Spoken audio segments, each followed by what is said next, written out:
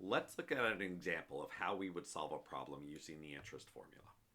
You put $500 into a savings account. The account earns 3% simple interest per year. What is the interest earned after 3 years? And what's the balance after 3 years? So we start with the formula. I equals PRT. Interest equals principal times rate times time. Then we substitute all the numbers we know. We know we deposited $500 in the savings account. That is the principal. That's where I put in the $500 under P.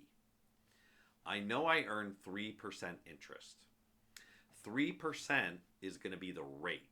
Now you have to be cautious here. You cannot put 3 in because remember, we don't calculate with the percentages. We always convert it to a decimal.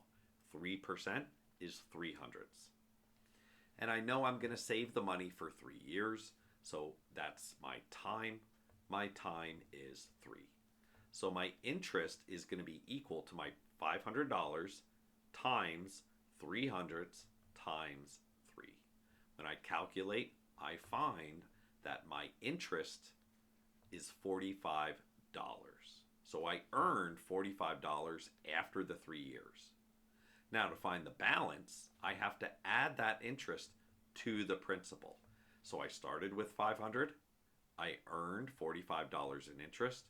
Therefore, my money has grown to $545 after that 3-year time window. Now, let's try some problems.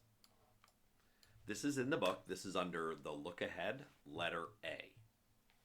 So, suppose you borrow $300 at a yearly or annual simple interest rate of 3.4% for 3 years.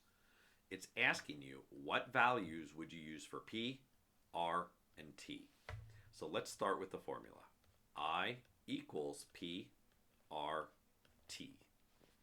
So P, remember, is principal.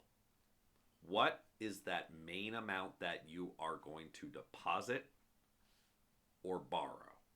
In this case, I'm going to borrow, and I'm going to borrow 300. So my principal is 300. So P would equal 300. My rate is always a percent. Here is my rate. So my rate is going to be 3.4%.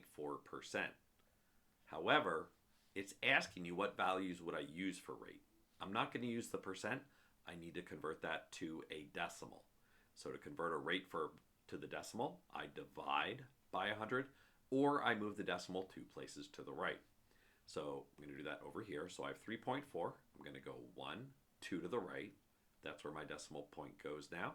Put in a 0 and a 0 in front. So my rate is actually going to be 34 thousandths. 3.4% is equal to the decimal 34 thousandths. And last, my time is how many years, and it specifies 3 years, so my T would be 3. It's not asking me to calculate, it's just saying what values would I use for P, R, and T. P would be 300, R would be 34 hundredths, T would be 3.